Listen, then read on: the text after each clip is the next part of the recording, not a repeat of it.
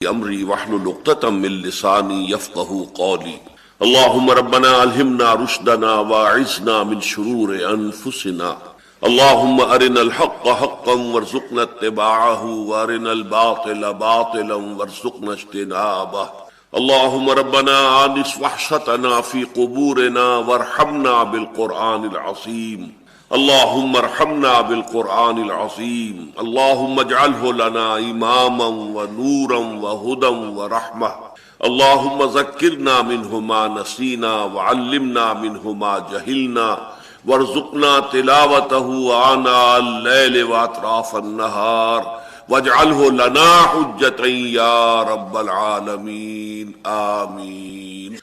آپ کو معلوم ہے کہ جدید تہذیب کے جو بڑے بڑے فتنے ہیں، مثلاً ایک سیاسی سطح پر فتنہ ہے ساورنٹی آف دی پیپل، خدا کو بے دخل کیا، ساورنٹی آف گاڈ ختم، ساورنٹی آف دی پیپل، یہ سب سے بڑا فتنہ ہے اس دور کا، اللہ کے خلاف سب سے عظیم بغاوت۔ دوسری بغاوت، دو سب سے زیادہ حرام اشیاء کو معاشی اور اقتصادی نظام کے اندر پرو کر رکھ دیا گیا ہے کہ ان کے بغیر تصور ہی نہیں ہے، اس لیے کہ سود اور جوا یہ دو چیزیں ایسی ہیں کہ جس کے بغیر یہ جتنی بھی جدید جو کیپٹلسٹک اکانومی ہے وہ چلتی نہیں۔ تیسرا سب سے بڑا فتنہ جو ہے جس کے اوپر کہ اب بہت شدت کے ساتھ جو ہے عالمی سطح پر پروگرام چلایا جا رہا ہے، وہ ہے فیمنزم کے نام پر، یا ویمن لبریشن آف ویمن، عورتوں کو آزاد کرانا، اور یہ کہ ایکویلٹی آف دی سیکسز، ہر اعتبار سے کسی پہلو سے اس کے اندر کوئی فرق نہیں۔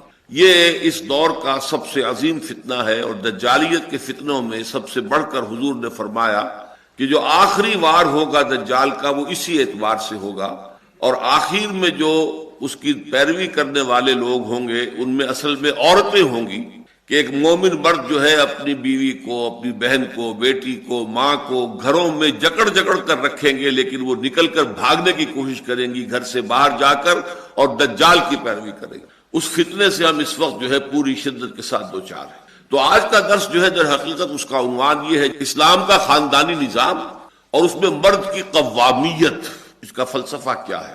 اس اعتبار سے چونکہ اسلام میں ایک اعتدال ہے، بعض اعتبارات سے اسلام تسلیم کرتا ہے کہ مرد اور عورت برابر ہیں، کوئی فرق نہیں، بعض اعتبارات سے ان میں فرق کرتا ہے۔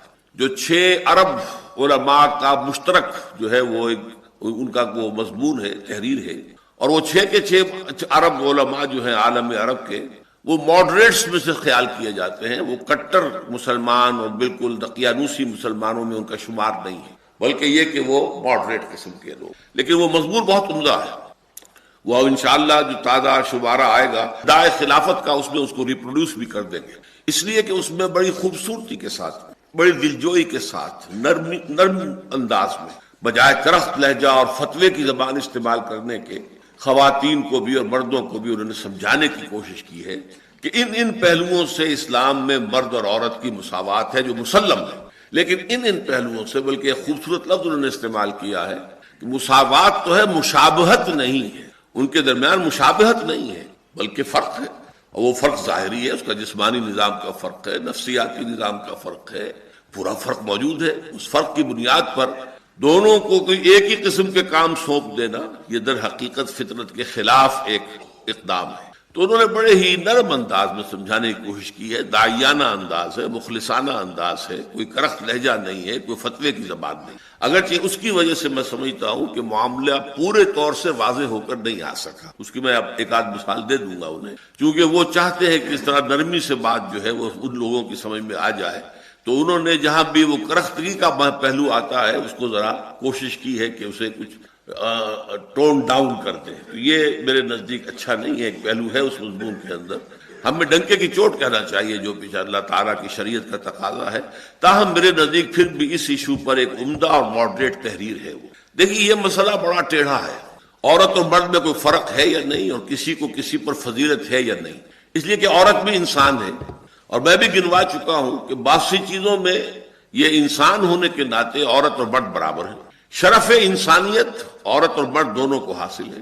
وہ آیت بھی ہم پڑھ چکے ہیں سورہ آل عمران کی، بعضکم من بعض، تم میں فرق کیسے ہوگا، تم ایک دوسرے ہی سے تو ہو، ایک ہی باپ کے نطفے سے بیٹا بھی ہے بیٹی بھی ہے، ایک ہی ماں کے رحم میں بیٹے نے بھی پرورش پائی ہے بیٹی نے بھی پائی، فرق کہاں سے آ جائے گا؟ تو تم لوگ جو ہو یقیناً اس اعتبار سے شرف انسانیت میں برابر کے شریک. پھر اخلاقی اعتبار سے عورت جو نیکی کمائے گی وہ اسی کے لیے ہوگی، مرد جو نیکی کمائے گا وہ اس کے لیے ہوگا. عورت نے کوئی غلط کام کیا اس کا وبال اس پر آئے گا، مرد نے غلط کام کیا اس کا وبال اس پر آئے گا. صرف ایک رسالت اور نبوت کا منصب جو بہت کٹھن ذمہ داریوں کا ہوتا ہے وہ اللہ تعالیٰ نے اس صنف ضعیف پر نہیں ڈالا. باقی صدیقیت، شہادت، صالحیت، یہ تمام مقامات جو ہے بلند سے بلند.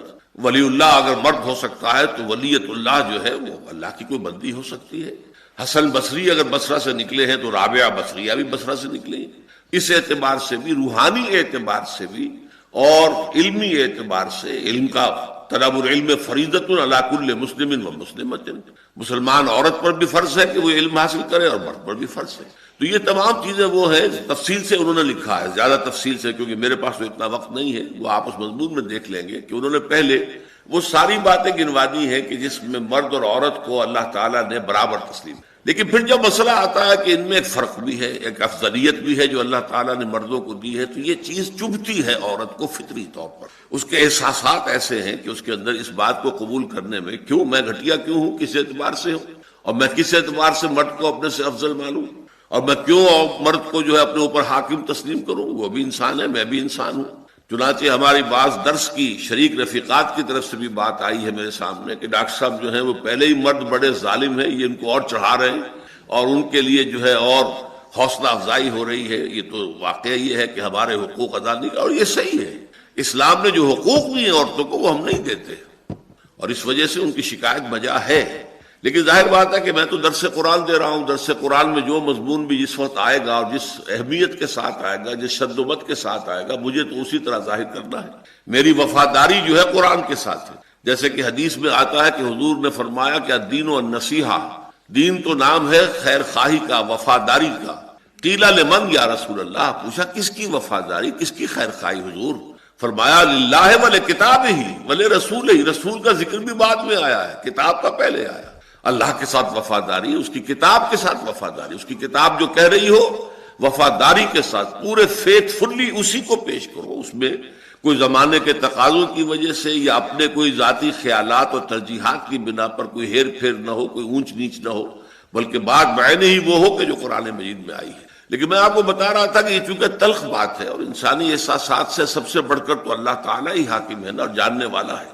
لہذا یہ مسئلہ سورہ بقرہ ہی سے شروع ہو گیا تھا، جہاں پر کہ کچھ خانگی قوانین دیے گئے تھے.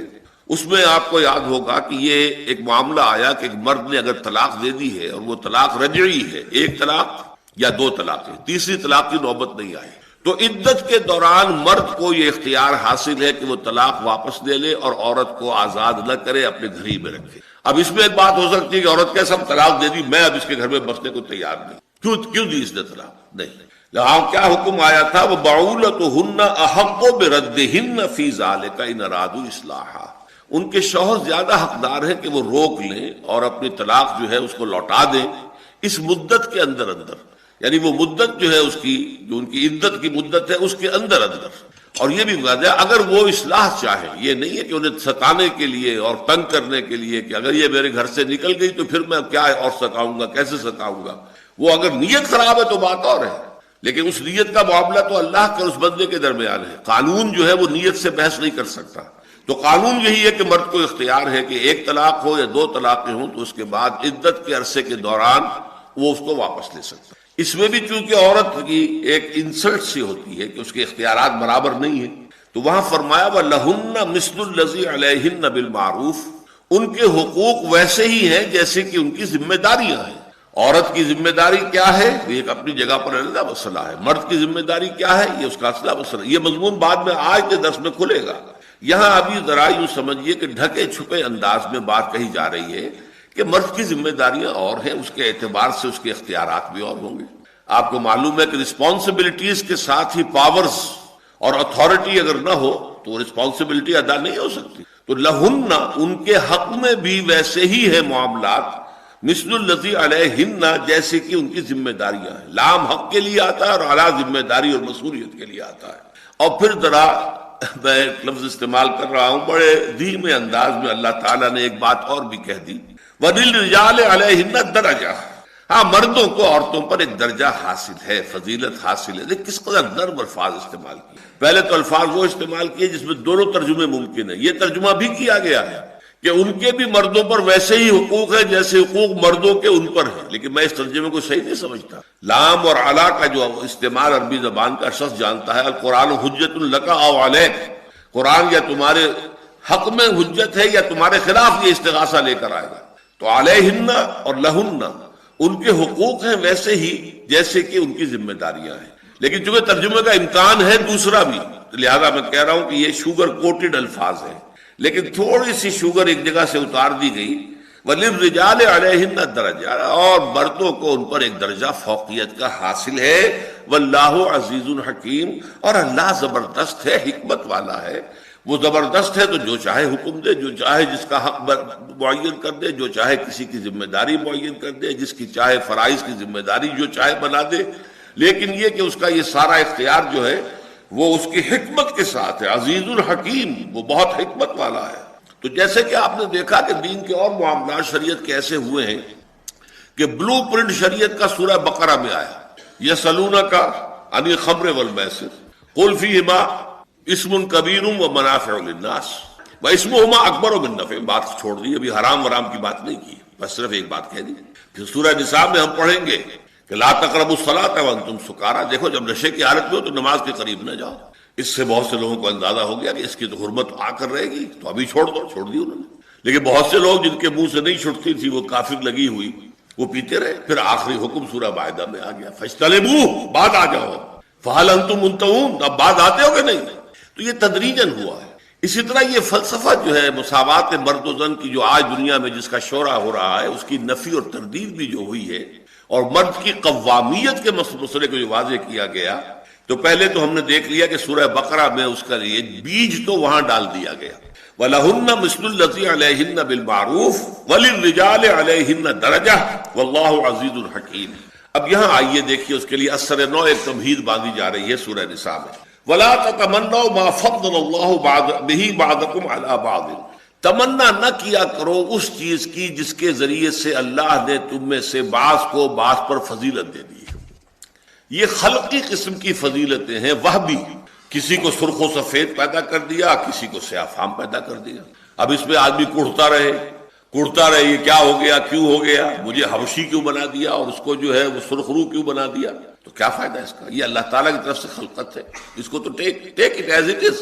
It's from your Lord، اللہ کی طرف سے ہے، اس میں کسی کا کوئی دخل نہیں ہے. کسی کو خوبصورت بنا دیا، کسی کو بدصورت بنا دیا. کوئی پیدا ہی ہوا پیدائشی طور پہ اندھا ہو گیا، کسی کو بہت ذہانت دے دی، کسی کو نہیں دی اس نے. کسی کو جسمانی صحت عمدہ دے دی، کسی کو نہیں دی. تو یہ اللہ تعالیٰ کی طرف سے. کسی کو مرد بنایا، کسی کو عورت بنایا، یہ بھی ایک معاملہ اللہ کی طرف سے ہے.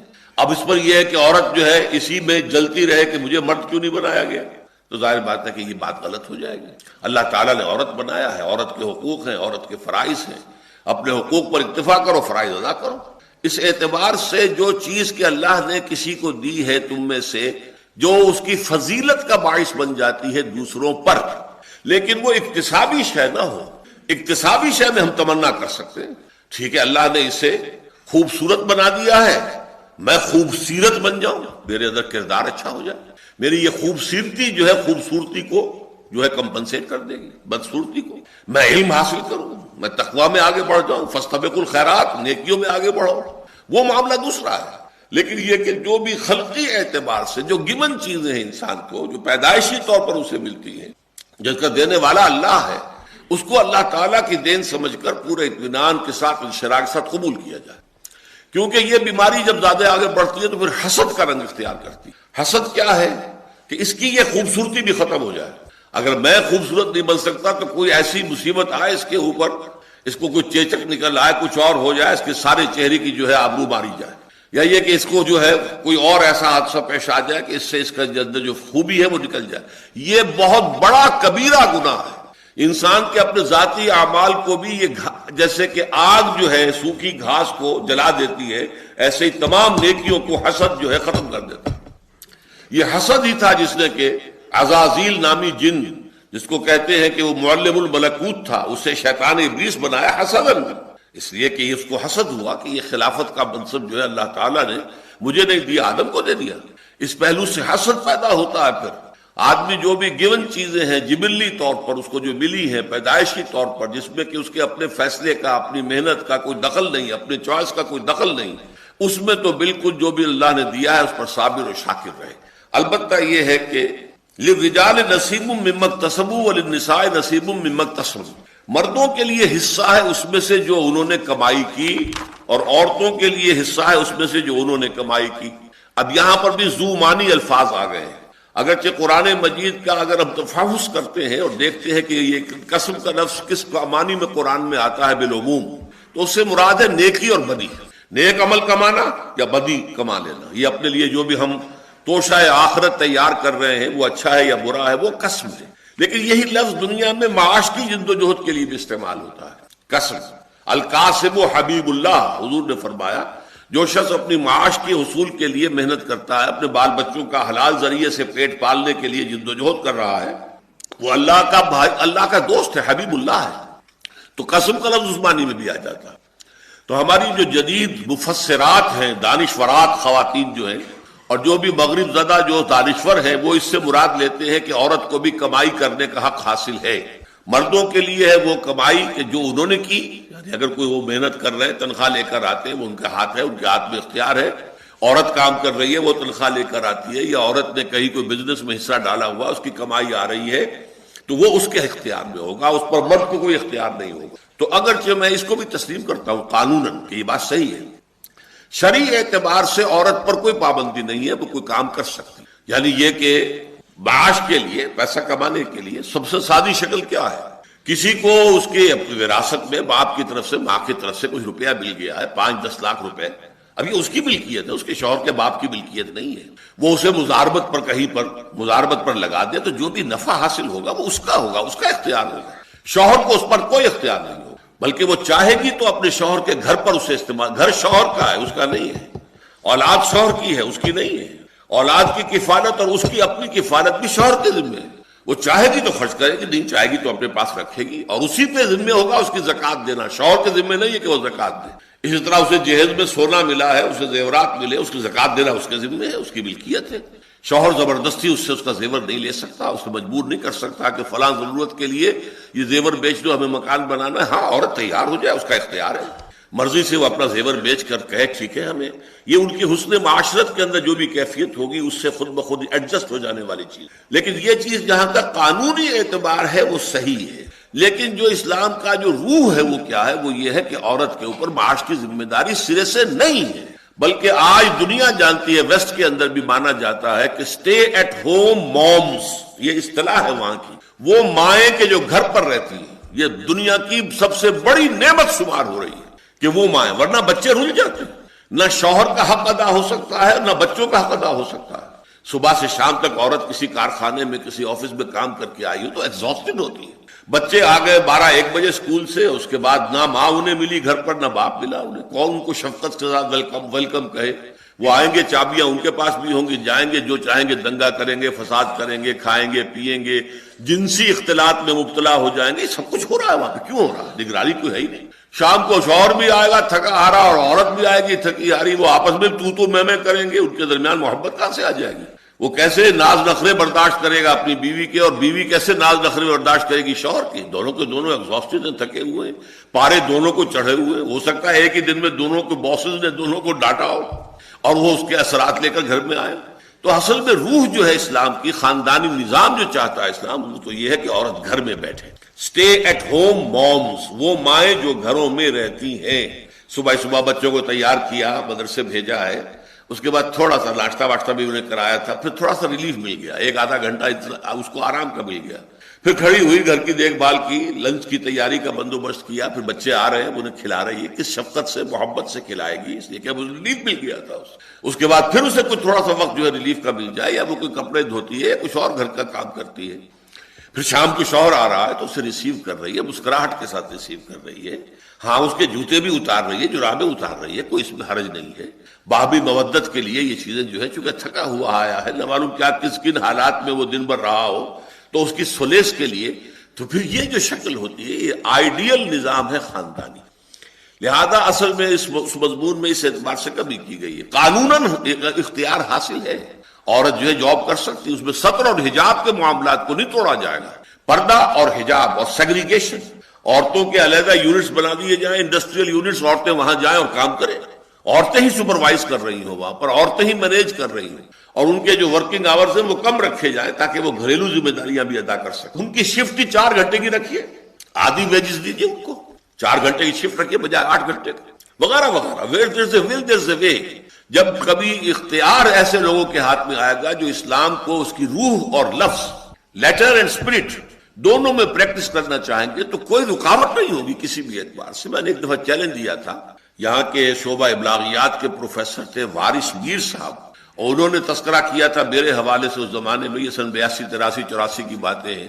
تو میں نے ان سے کہا تھا میں آپ کو چیلنج کرتا ہوں کہ آئیے مجھ سے بات کیجئے کہ کہاں رکاوٹ اسلام ڈالتا ہے. میں تو کہتا ہوں سیگریگیشن ہونی چاہیے، بس یہ فرق ہے. ہسپتال میں مردوں کا ہسپتال ہو، مرد مریض، مرد ڈاکٹر، مرد نرس ہو. عورتوں کے ہسپتال میں عورتیں مریض، عورتیں ڈاکٹر، عورتیں نرسیں، بات ختم ہو گئی. عورتیں ہی صفائی کرنے والی ہیں، وہاں مرد صفائی کرنے والے ہیں. یہ کانٹیکٹ جو ہے ان دونوں کے مابین، یہ ہے خطرناک. آگ اور پانی کا بیل جو ہے وہ خطرناک ہے. بہرحال میں نے عرض کیا کہ للرجال نصیب مما اکتسبوا وللنساء نصیب مما اکتسبن، میں ان کی جو ترجمہ ہے جدید دانشوروں کا وہ بھی قبول کرنے کو تیار ہوں، اگرچہ میں ثابت کر سکتا ہوں کہ یہاں مراد نیکی اور بدی ہے، وہ کمائی نہیں ہے. اس کی وجہ کیا ہے؟ دنیاوی کمائی میں نصیب کہنا جو ہے اس کی کوئی معنی نہیں ہے. آپ کی 5000 تنخواہ تو 5000 ہی لے کر آئیں گے نا آپ، اس میں سے حصہ تو نہیں ہوگا کوئی. اسی طریقے سے کسی کی کمائی جتنی بھی آئی ہے، کسی کے بداربت کے اوپر اس نے رقم دے رکھی تھی خاتون نے، اسے نفع جو آیا ہے وہ پورا کا پورا آئے گا نا، اس میں کمی تو نہیں آئے گی. یہ نصیب کا لفظ بتا رہا ہے کہ یہ نیکی اور بدی کا ہے، اس لیے کہ نیکی اور بدی جو ہے وہ مختلف حالات میں کی جاتی ہے. کسی وقت نیکی کا درجہ بہت بڑا ہو جاتا ہے جبکہ ناموافق حالات میں کی جائے، اس کا اجر و ثواب بہت ملے گا. کسی وقت نیکی ایسے ماحول میں کی جاتی ہے جہاں نیکی کرنا بہت آسان ہے، تو اس کا جو ہے جو اجر و ثواب بھی اسی قدر کم ملے گا. پھر یہ کہ ہماری نیتوں کا خلوص اور عدم خلوص بھی اس میں کمی بیشی کرتا ہے. ایک نیکی وہ ہے جو بالکل خلوص کے ساتھ کی جا رہی ہے، وہ 100% آپ کو مارکس مل جائے گی. ایک یہ کہ کہیں تھوڑی بہت غیر شعوری طور پر کہیں جو ہے ریاکاری بھی اس میں شامل ہو گئی ہے، تو اس کے ظاہر بات ہے کہ پھر اس کے حساب سے نمبر کم ہو جائیں گے، کٹ جائیں گے. اگر خالص ریاکاری ہے تو 0 ہے، لیکن ملغوبہ ہے تو اسی اعتبار سے کمی ہو جائے گی. لہذا فرمایا للرجال نصیب مما اکتسبوا، جو کمائیں گے نیکی یا بدی اس میں سے حصہ ملے گا. وللنساء نصیب مما اکتسبن، اور عورتوں کو حصہ ملے گا اس میں سے جو انہوں نے کمایا. واسألوا اللہ من فضلہ، یہ بڑا پیارا جملہ آ گیا. تم اللہ سے اس کے فضل کی درخواست کرو.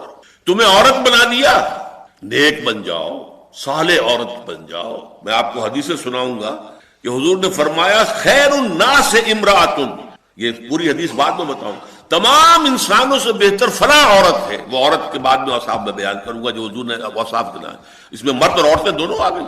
حضرت خدیجہ الکبریٰ کا جو مقام ہوگا آپ سوچئے، کتنے اربوں انسان ہوں گے مسلمان کے جو رشک سے دیکھیں گے حضرت خدیجہ الکبریٰ، حضرت مریم، حضرت آسیہ، ان کے مقامات کو، حضرت عائشہ، حضرت فاطمہ رضی اللہ تعالیٰ عنہ، یہ عورتیں تھیں نا. اس لیے اعتبار سے یہ ہے کہ واسألوا اللہ من فضلہ، اللہ سے ان کا فضل تلاش کرو. فضل جو ہے ہر اعتبار سے ہو سکتا ہے. آپ کے اندر نیکی زیادہ ہو، روحانیت زیادہ ہو، تقوی زیادہ ہو، علم زیادہ ہو، یہ فضیلتیں ہیں. اصل فضیلتیں یہ اکتسابی فضیلتیں ہیں. تم اللہ سے ان فضیلتوں کی تمنا کرو، آرزو کرو.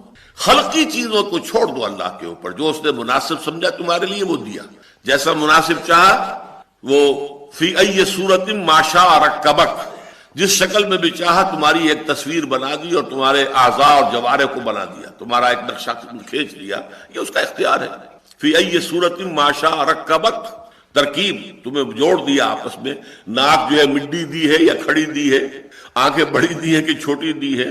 ہو سکتا ہے آنکھیں بڑی کر دی ہو، ناک چھوٹی کر دی ہو، یہ سب کچھ ہو سکتا ہے. لیکن یہ کہ فی ای صورت ما شاء رکبک، جس چاہا، جس شکل کے اندر چاہا تمہیں جوڑ کر تمہارے اعضاء کو تمہاری شکل بنا دی. تو واسألوا اللہ من فضلہ، اللہ سے اس کا فضل تلاش. ہو سکتا ہے کہ ایک میدان میں تم پیچھے ہو، دوسرے میدان میں تم آگے نکل جاؤ. وہ خوبصورت انسان کو یاد رکھنے والے کتنے لوگ رہ جائیں گے بعد میں، جبکہ خوبصورت انسان کو یاد رکھنے والے بے شمار ہوں گے. جن سے کوئی خیر پھیلا ہے ان کے لیے کلمہ خیر کہنے والے لاکھوں کروڑوں ہوں گے، اور جن سے چاہے وہ کتنے ہی خوبصورت اور دولت مند رہے ہوں، کوئی خیر نہیں پھیلا ان کو کوئی بھی نہیں جانے گا. 2-3 نسلوں کے بعد ان کا نام بھی ختم ہو جائے گا. ان اللہ کان بکل شیء علیما، یقیناً اللہ تعالیٰ ہر چیز پر عالم ہے، ہر چیز کا علم رکھتا ہے، اور اس نے جس کو جو کچھ دیا ہے اپنے علم کامل کی بنیاد پر دیا۔ اس میں یہ بات بھی ہے کہ جس کو جو کچھ دیا اس کے حق میں وہی بہتر ہے۔ اگر کسی کو دولت زیادہ دے دی ہے تو اللہ تعالیٰ جانتا ہے کہ یہ شخص اس کے اندر اتنا حوصلہ ہے کہ یہ دولت زیادہ رکھنے کے باوجود عیاش نہیں بنے گا، بدمعاش نہیں بنے گا، یہ جو ہے طرح طرح سے اپنے مال کو اڑائے گا نہیں، تو اس کے لیے دولت مندی مفید ہے۔ لیکن اگر یہ خیال ہوتا کہ یہ تو اپنے نفس پر قابو نہیں رکھ سکتا، دولت اگر دے دی اس کو تو یہ تو بدمعاش ہو جائے گا اور جو ہے عیاشی کرے گا، تو اس کے لیے بہتر یہی ہے کہ اللہ اس کو دولت نہ دے۔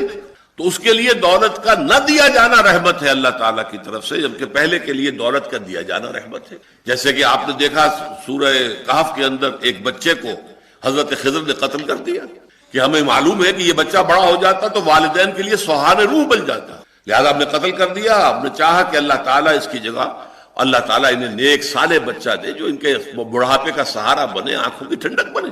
تو یہ ہمیں تو معلوم نہیں ہوتا نا، یہ غیب کے پردے کے پیچھے ہے کہ جو پلاننگ ہوتی ہے اور اس کی ایگزیکیوشن ہوتی ہے، فرشتے جو ہیں اس کی ایگزیکیوشن کر رہے ہیں، اللہ کے ہاں اس کا فیصلہ ہو رہا ہے، پلاننگ ہو رہی ہے، اور ہم تو جیسا کہا گیا واللہ یعلم وانتم لا تعلمون، اللہ جانتا ہے تم نہیں جانتے۔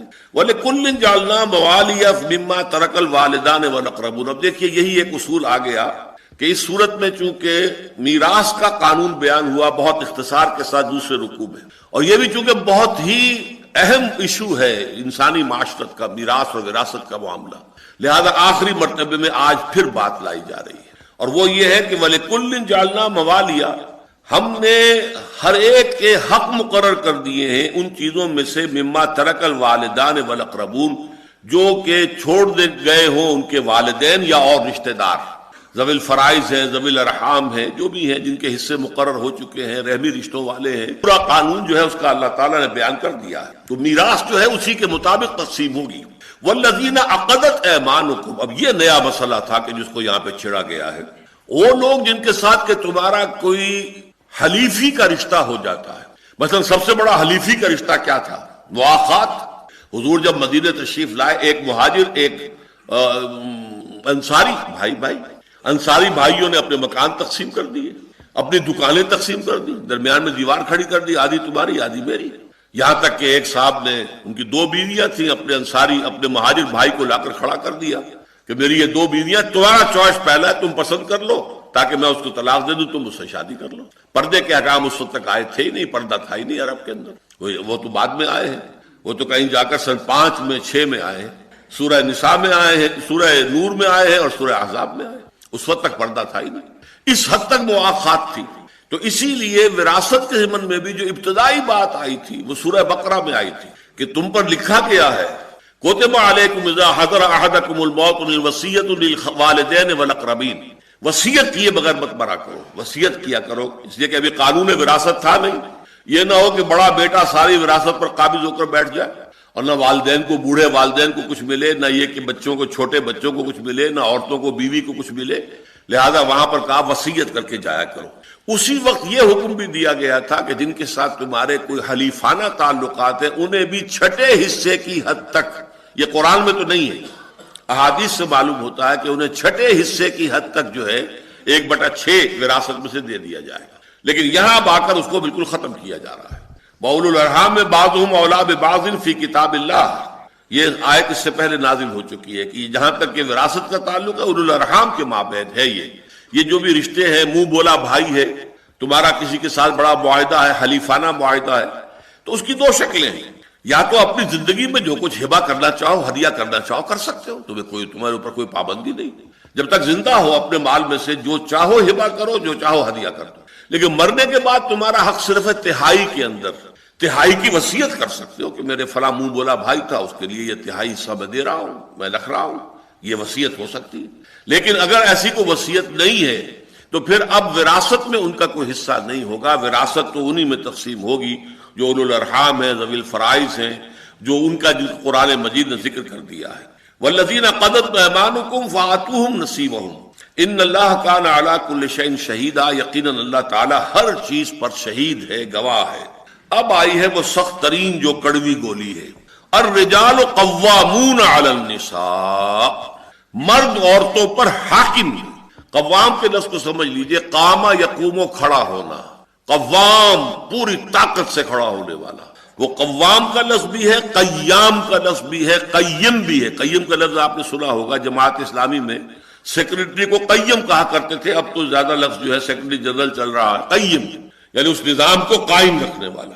اس کا مطلب کیا ہے؟ کسی بھی ادارے کا ایک قیم ہوتا ہے کہ جو اس کا ذمہ دار ہے، اصل مسئول ہے، اور اس کے پاس اختیارات بھی ہوتے ہیں، وہ ایک طرح کی حکمرانی ہے، اسے اختیار حاصل ہے، وہ جو فیصلہ کرے گا وہ نافذ ہو جائے گا۔ تو الرجال قوامون علی النساء، یہ ہے وہ فرق کہ خاندانی نظام کے اندر جب ایک مرد اور ایک عورت آپس میں ایک شوہر اور بیوی کی حیثیت سے معاہدہ کرتے ہیں، یہاں اب آ کر ان کی مساوات ختم ہو گئی۔ اب بیوی تابع ہے شوہر کے، اسے شوہر کا حکم ماننا ہے، ہاں معصیت کا حکم دے گا تو نہیں مانیں گی، اللہ تعالیٰ کے حکم کی خلاف ورزی کر رہا ہے نہیں مانیں گی۔ لا طاعت لمخلوق فی معصیت الخالق، کسی مخلوق میں سے کسی کی اطاعت نہیں ہو سکتی جس میں کہ خالق کی معصیت لازم آ رہی ہے، لہذا اللہ کے احکام کے خلاف تو اطاعت نہیں ہے، لیکن اس کے اندر اندر اطاعت کرنی پڑے گی۔ مشورہ دو، اس لیے کہ یہ بھی کہا گیا ہے کہ عاشروہن بالمعروف، ابھی ہم پڑھ چکے ہیں سورہ نساء میں، عورتوں کے ساتھ نیک طریقے سے، بھرے طریقے سے رہو، شوہر اور بیوی مشوروں سے معاملات کو طے کیا کریں، اس کا ایسا نہ ہو کہ اس کو بالکل یہی محسوس کرا دو کہ تم محکوم ہو میں حاکم ہوں، اپنے جو ہے ڈکٹیٹرانہ انداز جو ہے وہ اختیار کیا جائے، نہیں، انہیں سمجھاؤ بجھاؤ، ان سے دلیل بھی ان سے بھی مانگو، خود بھی دلیل دو۔ آخر میں البتہ یہ کہ فیصلہ جو ہے جیسے اسلامی مشاورت کا اصول ہے، امیر کا کام ہے کہ وہ مشورہ لے، شاورہم فی الامر، لیکن اس کے بعد جو فیصلہ کر لے، فَإِذَا عَزَمْتَ فَتَوَكَّلْ عَلَى اللَّهِ، پھر جب فیصلہ کر لو اس پر جم جاؤ، ٹک جاؤ، اللہ پر توکل کرو۔ اسی طریقے سے پھر جب مرد فیصلہ کرتا ہے تو عورت کا کام ہے کہ اس کی اطاعت کرے، اتباع کرے۔ اسی طرح فرمایا گیا ہے کہ عن تراض منہما وتشاور، یہ بھی سورہ بقرہ کے اندر الفاظ آئے ہیں کہ یہ دونوں شوہر اور بیوی جو ہیں آپس میں اگر طلاق کا معاملہ ہو گیا ہے تو بچے کو کون دودھ پلائے گا، پلوائیں گے کہ نہیں پلوائیں گے، یا کیا اس کی اجرت ہوگی، اگر ماں مطلقہ جو ہے وہی دودھ پلائے تو اسے کیا دینا ہوگا، وغیرہ وغیرہ، یہ سارے امور باہمی مشاورت سے اور باہمی رضامندی سے طے کرو۔ یعنی اگر ساتھ رہ رہے ہو تب بھی خوبصورتی سے رہو، عاشروہن بالمعروف، ان کے ساتھ حسن معاشرت کا معاملہ کرو۔ علیحدگی ہو رہی ہے تو وہ بھی خوبصورتی سے ہونی چاہیے، اس میں بھی جو بھی معاملات ہیں بڑے عمدہ پیرائے پر طے ہو جائیں۔ تو فرمایا الرجال قوامون علی النساء، مرد جو ہے عورتوں پر حاکم ہے، بما فضل اللہ بعضهم علی بعض، یہ اللہ کا شکر ہے کہ جن 6 حضرات کا میں نے آپ کے سامنے ذکر کیا ہے، عرب علماء کا کہ جن کا مضمون چھپا ہے جنگ میں، انہوں نے یہ حاکم کا لفظ استعمال کیا ہے، یہاں آ کر انہوں نے کسی درجے میں مداہنت گوارا نہیں کی ہے۔ بما فضل اللہ بعضهم علی بعض وبما انفقوا من اموالهم، اب یہاں بات کو سمجھانے کے لیے، دل نشین بنانے کے لیے، پیلیٹیبل بنانے کے لیے دلیلیں بھی دی جا رہی ہیں۔ پہلی دلیل یہ بما فضل اللہ بعضهم علی بعض، جو اللہ نے بعض میں کو بعض پر فضیلت دی، یہ نہیں کہا کہ بما فضل اللہ الرجال علی النساء، نہیں، بعضهم من بعض، اور یہ ہم سورہ آل عمران میں پڑھ چکے، بعضکم من بعض، مرد اور عورتیں ایک دوسرے ہی میں سے ہو، تو اللہ ہم نے ایک کو دوسرے پر فضیلت دی ہے۔ اس کو بھی دیکھیے ڈھکا چھپا کے کہا گیا ہے، بات کو بالکل وہ عریاں انداز میں نہیں کہا گیا جیسے کہ مردوں کو فضیلت دی گئی ہے عورتوں پر، یہ الفاظ نہیں ہے، حالانکہ سورہ بقرہ میں آ چکا ہے وَلِلرِّجَالِ عَلَيْهِنَّ دَرَجَةٌ، لیکن وہاں چونکہ نرم زبان تھی، ایک درجہ اونچا حاصل ہے، یہاں لفظ ثقیل آ گیا، الرجال قوامون علی النساء، مرد تو حاکم ہے عورتوں کے اوپر، لہذا یہاں پر اس کا اشارہ کیا لیکن نرم الفاظ میں کیا، بما فضل اللہ بعضهم علی بعض، یعنی اللہ تعالیٰ نے مردوں کو فضیلت دی ہے، ان کو جسمانی قوت ایوریج جو ہے زیادہ دی ہے۔ یوں تو کوئی عورت پہلوان ہو سکتی ہے، کوئی حمیدہ پہلوان ہوتی تھی راجستھان کی، جس نے سارے پہلوانوں کو چیلنج دے دیا تھا کہ تم اگر مجھے پچھاڑ دو گے تو تم سے شادی کر لوں گی، تو یہ بھی معاملہ ہوتا تھا، اس کو شاید شادی کرنا کسی نے پسند ہی نہ کیا ہو کہ اس کو پچھاڑنے کی کوشش کرے کہ گلے ہی پڑ جائے وہ خامخواہ، تو یہ دوسری بات ہے، لیکن یہ کہ اس کا تھا یہی چیلنج، جو مجھے پچھاڑ دے گا میں اس سے شادی کر لوں۔ تو عورتوں کوئی ہو سکتی ہے ایسی، وہ شاذ ہیں، ایکسیپشنز پروو دی رول۔ بحیثیت مجموعی مرد کو زیادہ طاقتور بنائے، صنف نازک کا لفظ ہم نام استعمال کرتے ہیں، صنف نازک ہے، عورت کا حسن نزاکت میں ہے، اور مرد کے حسن کا معاملہ، جو ہمارے ایک استاد ہوا کرتے تھے ڈاکٹر توسی اناٹومی کے، وہ کہتے تھے کہ عورت کے لیے آئیڈیل کیا ہے، پری، اور مرد کے لیے دیو، مرد کو دیو ہونا چاہیے اور عورت کو پری ہونا چاہیے، یعنی یہ جو ہے ریلیشن شپ، دیو کا تصور جو آپ کی کہانیوں میں آتا ہے وہ جسیم، توانا، قوی اور پری، نازک، نرم، خوبصورت. تو عورت آئیڈیل جو ہے وہ پری ہے اور مرد آئیڈیل دیو ہے. تو اس معاملے میں بما فضل اللہ بعضهم علی بعض، جسمانی اعتبار سے اللہ تعالیٰ نے فضیلت دی ہے مرد کو عورت کے اوپر، لیکن یہاں کہا کسی کو کسی پر، ایک کو دوسرے پر جو فضیلت دی. اگلے حصے میں بات کو بالکل واضح کر دیا، بما انفقوا من اموالہم، اور بسبب اس کے کہ وہ اپنے مال خرچ کرتے ہیں. اب دیکھیے شادی میں نے بارہا کہا ہے کہ دونوں کی ضرورت ہے، مرد کی بھی عورت کی بھی. عورت بھی بغیر شادی کے مطلب یہ کہ نامکمل ہے، اس سے آگے اولاد تو نہیں ہو سکتی، اور اس کا مرد بھی بغیر شادی کے نامکمل ہے، اس کی آگے نسل نہیں چل سکتی. لیکن ان دونوں میں سے ایک کو طالب بنایا، ایک کو مطلوب بنایا. مہر کون دیتا ہے؟ مرد دیتا ہے، عورت تو نہیں دیتی. عورت تو مہر وصول کرتی ہے. تو گویا کہ شادی کے بندھن ہی میں پہلے دن سے مرد کی یہ فوقیت ہو گئی کہ مرد نے مال خرچ کیا ہے، مہر دیا ہے. پھر یہ کہ اسلام کے نظام خاندان میں جو معاشی ذمہ داریاں ہیں اور جو بھی سارا ان کا جو اقتصادی معاملہ ہے اس کی ساری ذمہ داریاں مرد پر ڈالی گئی ہیں. عورت کی کفالت، اس میں اس کا اطعام یعنی کھلانا، رزق بھی شامل ہے، کسوہ یعنی لباس شامل ہے، سکنا یعنی رہائش کی جگہ فراہم کرنا یہ شامل ہے. یہ تینوں چیزیں جو ہے عورت کا حق ہے اپنے شوہر کے اوپر، وہ شوہر انہیں یہ تینوں چیزیں فراہم کرے گا. جیسا کہ میں عرض کر چکا ہوں، عورت کی اگر کوئی علیحدہ پراپرٹی ہے، اگر باپ سے اسے کوئی 5 مربع زمین ملے ہوئے ہیں، اس مربع کی آمدنی اس کی ہوگی، جس طرح چاہے خرچ کرے نیکیوں میں، اللہ کے راستے میں جو چاہے کرے. اس میں سے عشر بھی اسی کو دینا ہوگا، یا کوئی اور ٹیکسز ہیں اس کو دینے ہوں گے. اور اگر اس کے پاس مال یعنی زیورات کی شکل میں ہے تو اس کا زکوٰۃ اسے خود دینی ہوگی، وغیرہ وغیرہ. تو الرجال قوامون علی النساء بما فضل اللہ بعضهم علی بعض وبما انفقوا من اموالهم، اور جیسا کہ وہ خرچ کرتے ہیں اپنے اموال میں سے. فالصالحات قانتات، اب یہ ہے بہت پیاری آیت ہماری خواتین کے لیے قابل غور. نیک بیویاں تو وہ ہیں جو تابع دار ہوں، اطاعت کیش ہوں، مردوں کا کہنا مانے، ان کی اطاعت کرے. حافظات للغیب، اور غیب میں ان کے لیے محافظ بنے، ان کے مال کی بھی حفاظت کرے. یہ نہیں خیانت کر کے اب شوہر تو گیا ہوا جو چاہو اس کے مال میں سے جس کو میں جو چاہوں دے دوں، نہیں، یہ اس کا مال جو ہے وہ اسی کا ہے، اس کی خیانت نہیں کرے گی، وہ امانت کے ساتھ حفاظت کرے گی. اور اس کے علاوہ اپنے نفس کی حفاظت کرے گی، اس لیے کہ وہ بھی اب شوہر کی امانت ہے. اب اس کا جو بھی جنسی معاملہ ہے وہ اس کے اپنے اختیار میں نہیں رہا. اس کو مل کے بزا کہتے ہیں ہماری فقہ کے اندر، کہ در حقیقت اس کا اختیار کامل اب شوہر کے ہاتھ میں آ چکا ہے. اس کے جنسی اعضاء جو ہے وہ شوہر کے کنٹرول میں ہے. مل کے بزا، ملکیت گویا کہ اس کی ہے. لہذا اس میں کوئی خیانت اگر وہ کر رہی ہے تو وہ بھی اس کے خلاف ہو جائے گا. باپ فالصالحات قانتات، تو نیک بیویاں وہ ہوتی ہیں جو تابع دار ہوں، فرما بردار ہوں، اور غیب میں یعنی شوہروں کی عدم موجودگی میں جبکہ وہ موجود نہیں ہے حفاظت کرنے والی ہوں. اور وہ حفاظت مال کی بھی اور ان کا اپنے نفس کی بھی. اور یہ کام آسان نہیں ہے، آپ کو معلوم ہے. شوہر کبھی 4 مہینے کے لیے باہر چلا گیا ہے، کبھی 1 سال کے لیے باہر چلا گیا ہے. عورت کے لیے اپنے نفس کو تھامے رکھنا، اپنے جنسی خواہشات کو، فرض کی جوان عورت ہے، اس کی بھی تو نفسانی خواہشات ہیں، تو آسان کام نہیں ہے. یہی وجہ ہے، آپ کے علم میں ہوگا کہ واقعہ بڑا عجیب پیش آیا تھا، اس کو بیان کرتے ہوئے شرم بھی آتی ہے. حضرت عمر رضی اللہ تعالیٰ عنہ اپنی رات کے گشت میں ایک مکان کے پاس سے گزر رہے تھے تو انہوں نے سنا کہ ایک عورت جو ہے وہ بڑے درد بھرے الفاظ میں کچھ گا رہی ہے. اگر مجھے اللہ اور اس کے رسول کا فرق کا خوف نہ ہوتا تو تم دیکھتے کہ اس وقت میری چارپائی جو ہے چرچرا رہی ہو. تو اس پر حضرت عمر جو ہے وہ ایک دم تنبہ ہوا کہ ہمارے لوگ جو ہیں جہاد پر جاتے ہیں، سال بھر تک واپس نہیں آتے، تو اس سے تو سوسائٹی کے اندر بہت زیادہ جو ہے ایک اندیشہ اور خطرہ پیدا ہو جائے گا. تو انہوں نے اب دیکھیے یہ بات بھی کہ دین میں کوئی شرم اور حیا اس معاملے میں نہیں ہے کہ اپنی بیٹی سے پوچھا، حضرت حفصہ سے. اب وہ بیٹی بھی ہے اور ام المومنین بھی ہے، حضور کی اہلیہ ہے تو ام المومنین ہے، لہذا حضرت عمر کے لیے بھی ماں کے درجے میں ہے اگرچہ ہے حضرت عمر کی صاحبزادی. کہ تم مجھے بتاؤ حفصہ، ایک عورت زیادہ سے زیادہ کتنے عرصے تک صبر کر سکتی؟ اور کوئی قباحت محسوس نہیں کی حضرت حفصہ رضی اللہ تعالی عنہا نے، کہا 4 مہینے. تو پھر انہوں نے یہ آرڈر نافذ کر دیا، کوئی مجاہد 4 مہینے سے زیادہ جو ہے وہ محاذ پر نہ رہے، لازماً وہ آئے چھٹی لے کر اور وہ گھر پہنچے.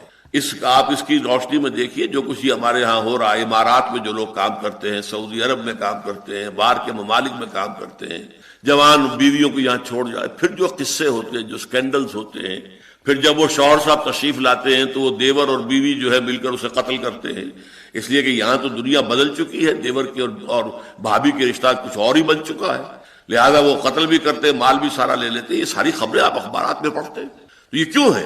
فطرت کے خلاف ایک طرز عمل آپ اختیار کر رہے ہیں، یا تو اپنی فیملیز کو ساتھ لے کر جائیے، یا یہ ہے کہ پھر یہ وقفہ کا جو ہے معاملہ زیادہ، میں سمجھتا ہوں اس حدیث کے بعد جو حضرت عمر کا فیصلہ تھا 4 مہینے کا، اس سے زائد جو ہے باہر سٹے کرنا، اپنے گھر نہ آنا، ایک اعتبار سے گناہ کے درجے کی بات ہو جائے گی۔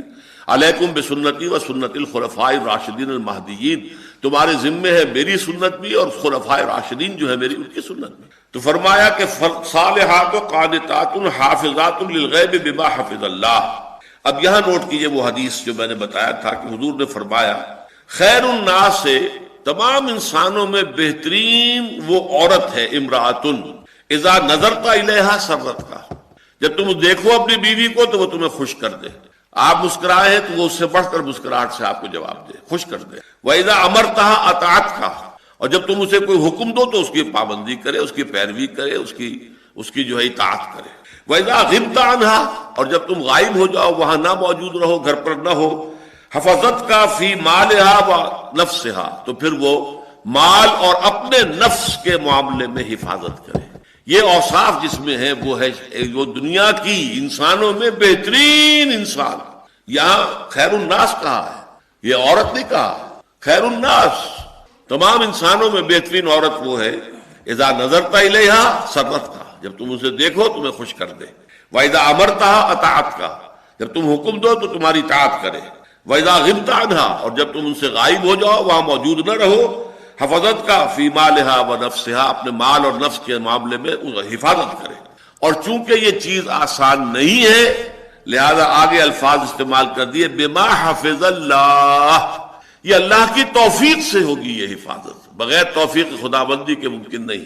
اللہ اگر توفیق نہ دے انسان کی بس کی بات نہیں، انسان ضعیف ہے۔ اب ہم پڑھ چکے ہیں 2 درس پہلے، خلق الانسان ضعیفا، انسان کمزور پیدا کیا گیا ہے، اس کمزور میں عورت اور کمزور ہے، اضعف ہے، زیادہ کمزور ہے، نازک ہے۔ اس پہلو سے یہ کہ ان تمام نزاکتوں کو سامنے رکھنا اور ان تمام کمزوریوں کو اور انسانی سرشت کے اندر جو خلا ہے ان کو اگر ملحوظ نہ رکھا جائے نظام معاشرت میں، خاندانی نظام میں، تو اس سے جو ہے فساد پھیلتا ہے۔ بما حفظ اللہ، لیکن یہ بھی نہ سمجھو تم صرف اپنی طاقت کے بل پر یہ کر لو گی، اس کے لیے اللہ تعالیٰ کی توفیق مانگو۔ بما حفظ اللہ، اللہ تعالیٰ تمہیں اس کی توفیق دے کہ تم اس پر قائم رہ سکو۔ واللاتی تخافون نشوزہن، اور وہ عورتیں کہ جن کے بارے میں تمہیں اندیشہ ہو جائے ان کی سرکشی کا۔ سرکشی جو ہے، اب چونکہ معاملہ آیا تھا الرجال قوامون علی النساء، عورت ضدن ہے، نہیں مانتی، میں تو نہیں مانتی، میں نہیں کرنے کو تیار، یہ کام، یہ نفس شخصیت تیار ہو جائے۔ واللاتی تخافون نشوزہن، اور جن کے بارے میں تمہیں اندیشہ ہو جائے کہ وہ سرکشی کر رہی ہیں، بات نہیں مانتی ہیں، اڑیل ہو گئی ہیں، ضدن ہو گئی ہیں، فعظوہن، تو پہلا کام تو یہ کرو کہ سمجھاؤ، واعظ و نصیحت کے ساتھ کہ دیکھو شریعت کے معاملے کو سمجھو، اس کی روح کو سمجھو، اور الرجال قوامون علی النساء، تمہیں میری فرما برداری کرنی چاہیے۔ تم دلیل دو، تم اپیل کرو، جس طرح بھی ہو اپنی بات منوا لو، وہ بات اور ہے، لیکن اگر میں نہیں مانتا تو میری بات ہی چلے گی، گھر کا نظام یوں ہی ہے، یہ ادارہ جو ہے اس کا سربراہ میں ہوں، الرجال قوامون علی النساء، پہلا کام تو یہ ہے۔ اس پر بھی اگر کسی کی کل سیدھی نہیں ہوتی تو واہجروہن فی المضاجع، تو انہیں پھر بستروں میں علیحدہ کر دو، یعنی ان کے ساتھ جو ہے ہم بستری نہ رہے، ان کے ساتھ شب باشی جو ہے ساتھ نہ ہو، علیحدہ علیحدہ ہو۔ اگرچہ اس کی صراحت کر دی گئی حدیث میں کہ مکان ایک ہی ہونا چاہیے، مکان علیحدہ نہیں، ایک ہی مکان میں۔ اس مکان سے مراد یہ بھی ہو سکتا ہے کہ ایک ہی کمرے میں اس کی چارپائی بستر علیحدہ، تمہاری چارپائی تمہارا بستر علیحدہ، یا یہ کہ ایک مکان ہے تو اس کے اندر ایک کمرے کے اندر وہ ہے تو دوسرے کمرے میں شوہر ہے، لیکن یہ گھر سے نکالنے کی اجازت نہیں ہے، اس لیے کہ اس میں تو پھر بہتری کی بجائے خرابی کا زیادہ اندیشہ ہوگا۔ یہ قرب اگر رہے گا کہ ابھی صرف یہ کہ بسترے میں ایک میں نہیں ہے بلکہ ذرا فصل ہو گیا ہے، اتنا ہی ہوا ہے، تو اس سے یہ کہ کوشش ہو سکتی ہے کہ اس فصل کو دور کر لیا جائے۔ تیسری بات جو سب سے کڑوی گولی ہے، سب سے کڑوی، وَاضْرِبُوهُنَّ، اگر اس پر بھی نہ مانے تو پھر انہیں مار بھی سکتے ہو، مارو انہیں۔ اگرچہ حضور نے فرمایا ہے کہ تم میں سے جو بہتر لوگ ہیں وہ کبھی نہیں ماریں گے، اجازت ہے فضربوہن، بلکہ ایک مقدمہ آپ کے سامنے آیا تھا کہ کسی شخص نے اپنی بیوی کو زوردار تھپڑ رسید کر دیا، اس نے استغاثہ کیا، حضور کے پاس آ گئی، حضور نے شوہر کو بلایا، اس نے مان لیا جی ہاں میں نے مارا ہے، تو حضور نے فرمایا کہ اب اس عورت کو بھی حق حاصل ہے کہ تمہیں اسی طرح کا تھپڑ لگائے، فیصلہ تو یہ کر دیا۔ اب وہاں سے واپس جا رہے تھے، اتنی دیر میں یہ آیت نازل ہو گئی وَضْرِبُوهُنَّ کہ انہیں مار سکتے ہو، تو حضور نے واپس بلایا کہ شریعت کا حکم آ گیا، مرد کو مارنے کا حق ہے، لہذا قصاص نہیں ہوگا۔ آپ نے اپنا پہلا فیصلہ واپس لے لیا، اس تھپڑ کا جوابی تھپڑ جو ہے وہ عورت رسید نہیں کرے گی، اس لیے کہ آیت اتر آئی ہے، اللہ تعالیٰ کی طرف سے ایک اجازت دی گئی ہے بدرجہ آخر تنگ آمد بجنگ آمد، اگر وہ عورت کسی طرح سیدھی نہیں ہو رہی ہے، اس کی کل جو ہے ٹیڑھی کی ٹیڑھی ہے، اس کی ضد اور اس کی ہٹ دھرمی اور یہ جو عدم تعاون ترک موالات کا معاملہ چل رہا ہے، گھر کی زندگی جو ہے وہ گویا کہ اب جہنم کا نمونہ بن گئی ہے، تو ایک آخری درجے میں مارا بھی جا سکتا ہے، لیکن اس مار میں دو قیدیں ہیں جو حضور نے لگائی ہیں، چہرے پر تھپڑ نہیں مارا جائے گا، اور نمبر دو یہ ہے کہ باقی جسم پر بھی ایسی مار نہ ہو کہ جس کے نشان رہ جائیں یا جس سے کوئی ہڈی ٹوٹ جائے، بس یہ ایک علامتی مار جو ہے اس طرح کا مسئلہ ہے، اس کے اندر اس سے زیادہ تجاوز کرنے کی اجازت نہیں ہے، لیکن یہ مارنے کی اجازت ہے۔ فَإِنْ أَطَعْنَاكُمْ اب اگر وہ ان تین میں سے کسی بھی سٹیج پر آ کر تمہاری اطاعت قبول کر لیں، اپنے رویے کو درست کر لیں، اپنی طرز عمل کو صحیح کر لیں، فَلَا تَبْغُوا عَلَيْهِنَّ سَبِيلًا تو اب خواہ ان کے اوپر ظلم کرنے کے لیے، زیادتی کرنے کے لیے، ستانے کے لیے جو ہے بہانے مت تراشو، یعنی پچھلی جو دل کے اندر جو گرد جمع ہو گئی تھی، دل میں جو بغض جمع ہو گیا تھا ان کے سابقہ طرز، یہ اب اس کا اثر نہیں ہونا چاہیے تمہارے طرز عمل میں، انہوں نے اپنی روش بدل لی، تم ان سے 10 ہاتھ آگے بڑھ کر اپنی روش کو بدلو۔ ان اللہ کان علیما کبیرا، علیًا کبیرا، یقیناً اللہ تعالیٰ بہت بلند ہے اور بہت بڑا ہے، اللہ کے احکام کو ہلکا نہ سمجھو، چھوٹا نہ سمجھو، اللہ تعالیٰ کے ہر حکم کے اندر حکمت ہے، مصلحت ہے، لہذا عورتوں کو بھی اس کو ٹھنڈے دل کے ساتھ برداشت کرنا چاہیے، اس لیے کہ انہیں بھی معلوم ہے کہ بچوں کی گوشمالی کبھی کرنی پڑتی ہے، بچوں کو کبھی مارنا بھی پڑتا ہے، تو جس طریقے سے کہ عورت کو کہا گیا ہے وہ ذمہ دار ہے، وہ بچوں کے لیے اور اپنے شوہر کے گھر پر ذمہ دار ہے، مسئولیت ہے، تو وہ بچوں کو مار سکتی ہے تعدیباً، اسی طرح شوہر جو ہے وہ اس کے اوپر حاکم ہے، الرجال قوامون علی النساء، لہذا ضرورت اگر انتہائی درجے کی ہو تو اس کو بھی اجازت دی گئی ہے، لیکن یہ نہیں کہ انتقاماً ہو اور غصے میں لال ببو کے ہو کر ہو، بلکہ یہ کہ یہ ٹھنڈے دل کے ساتھ سوچی سمجھتے کیلکولیٹڈ قسم کا معاملہ کہ اس کے اندر اب اس کے سوا چارہ کار نہیں ہے تو وہ اختیار کیا جائے۔ وَإِنْ خِفْتُمْ شِقَاقَ بَيْنِهِمَا اب اس سلسلے کا آخری حکم ہے، اگر تمہیں اندیشہ ہو جائے کہ ان کے درمیان تو زدہ پیدا ہو گئی ہے، نہ مرد ہٹنے کو تیار نہ عورت ہٹنے کو تیار، اب ان کے درمیان حسن معاشرت کا معاملہ ممکن نہیں رہا، تو کیا کرو؟ فَبْعَثُوا حَكَمًا مِّنْ أَهْلِهِ وَحَكَمًا مِّنْ أَهْلِهَا تو اب مقرر کر لو ایک حکم اس مرد کے خاندان میں سے اور دوسرا حکم بیوی کے خاندان میں سے۔ اب حکم کا لفظ خود بتا رہا ہے، ان میں صلاحیت ہونی چاہیے فیصلہ کرنے کی، اصابت رائے ہونی چاہیے، اور دونوں کا کوئی جھگڑا نہیں ہونا چاہیے، ان دونوں میں فریقوں میں سے کسی کے ساتھ کوئی گرج نہ ہو، تو حکم جو ہے دو مقرر کر لو، ایک مرد کے خاندان سے، ایک عورت کے خاندان سے۔ ان یریدا اصلاحا اگر وہ دونوں چاہیں گے کہ اصلاح ہو جائے، یوفق اللہ بینہما تو اللہ تعالیٰ ان دونوں کے مابین توفیق پیدا کر دے گا، مزاجوں کے اندر جو ہے جمعیت پیدا کر دے گا، موافقت پیدا کر دے گا۔ اس میں ذرا پھیر ہے، یہ جو ضمائر ہیں، ان یریدا اصلاحا اگر وہ دونوں حکم چاہتے ہوں گے کہ اصلاح ہی ہو جائے، خلوص کے ساتھ چاہیں گے دونوں کے دونوں، تو یوفق اللہ بینہما تو اللہ تعالیٰ ان دونوں کی رائے میں موافقت پیدا کر دے گا۔ یہ نہیں ہے کہ وہ حکم وہ اپنی بات پر اڑا رہے شوہر کی طرف سے، اور یہ حکم اڑا رہے اپنی بیوی، اپنی جو عورت ہے اس کی بیوی اس کی طرف سے، نہیں یہی موقف صحیح ہے، نہیں یہی تو جھگڑا وہیں کا وہیں رہا، وہ تو معاملہ پھر طے نہیں ہوا۔